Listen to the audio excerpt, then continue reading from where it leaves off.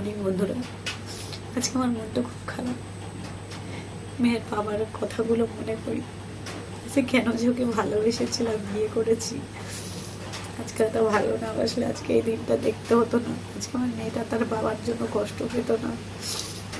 আজকে 7টা বছর হয়ে গেল, মেয়েকে আমি যেভাবে মানুষ করছি একবারও খোঁজখবর নেয় না যে মেয়েটা বেঁচে আছে না মরে গেছে, ভালো মন্দ।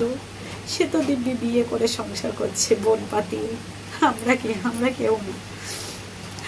আমি আমার মেয়েটাকেই দেখলো না।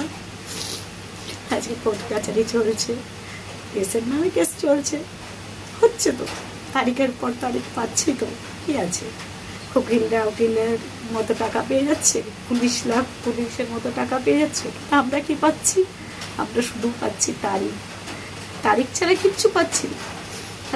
7টা বছর হচ্ছে কেস চলছে, তার মধ্যে শুধু 2বার জেল খেটেছে, 5বার অ্যারেস্ট ওয়ারেন্ট চলছে। পুলিশ খুঁজেই পাচ্ছে না।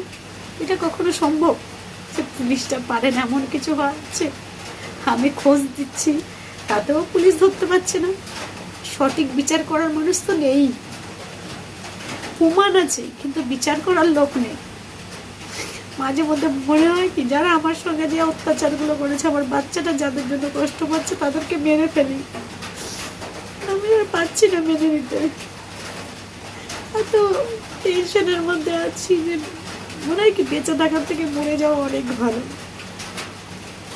দেখা যাক, সামনে 11 তারিখে কোর্টে ডেট আছে, 11ই আগস্ট।